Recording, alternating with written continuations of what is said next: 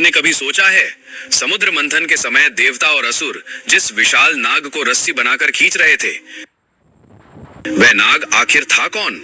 कैसे एक ऐसा नाग जिसकी फुफकार से पूरी सृष्टि कांप उठती थी देवताओं के आदेश पर समुद्र मंथन में बंध गया? और सबसे बड़ा सवाल, इतना खतरनाक और शक्तिशाली नाग आखिर भगवान शिव के गले में क्यों रहता है?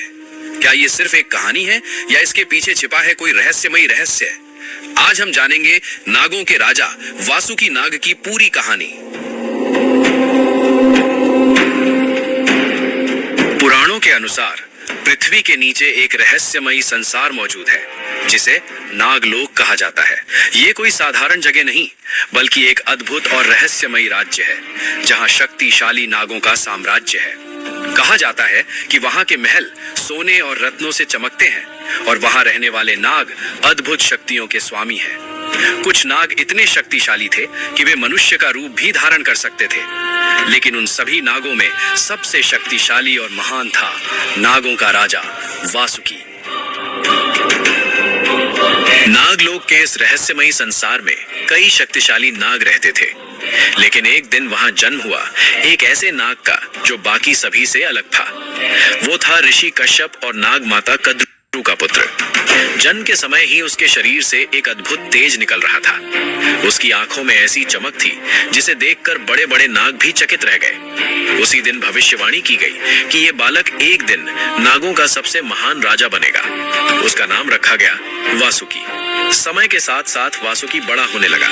उसका शरीर इतना विशाल हो गया कि वो पहाड़ जितना बड़ा दिखाई देता था। उसकी एक फुफकार से धरती कांप उठती थी। नागलोक के सभी नाग उसकी शक्ति से प्रभावित थे। धीरे धीरे वासुकी नागलोक का सबसे शक्तिशाली नाग बन गया और एक दिन उसे नागों का राजा घोषित कर दिया गया। लेकिन वासुकी केवल शक्तिशाली ही नहीं था, वो भगवान शिव का परम भक्त भी था।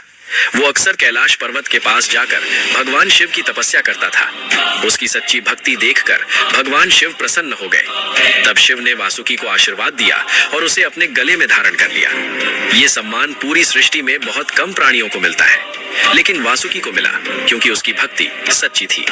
उसी समय देवताओं के सामने एक बड़ी समस्या आ गई। असुर लगातार शक्तिशाली होते जा रहे थे और देवताओं की शक्ति कमजोर पड़ने लगी थी। तब सभी देवता भगवान विष्णु के पास पहुंचे। भगवान विष्णु ने कहा, अगर अमृत मिल जाए तो देवता अमर हो सकते हैं, लेकिन अमृत समुद्र के भीतर छिपा हुआ था और उसे निकालने के लिए एक विशाल कार्य करना था, समुद्र मंथन।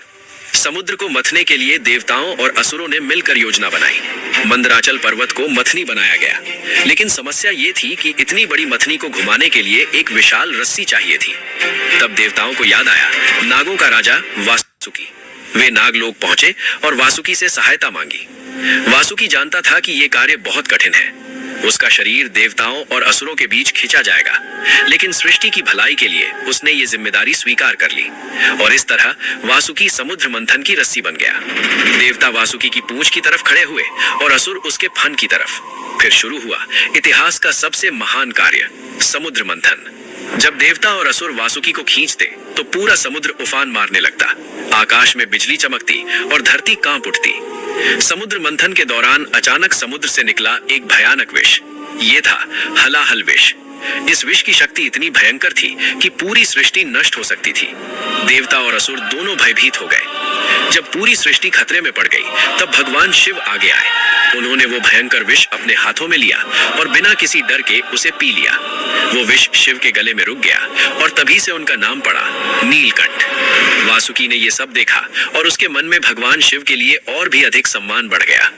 समुद्र मंथन के बाद वासुकी फिर नागलोक लौट गया, लेकिन उसका संबंध हमेशा भगवान शिव से जुड़ा रहा। आज भी शिव की मूर्तियों में वासुकी को उनके गले में देखा जा सकता है। लेकिन एक सवाल आज भी रहस्य बना हुआ है, क्या नागलोक सच में मौजूद है और क्या वासुकी नाग आज भी भगवान शिव के साथ है? पुराणों के अनुसार जब भी पृथ्वी पर कोई बड़ा परिवर्तन होने वाला होता है तब नागलोक में हलचल मच जाती है और उस समय नागों का राजा वासुकी फिर से जाग उठता है।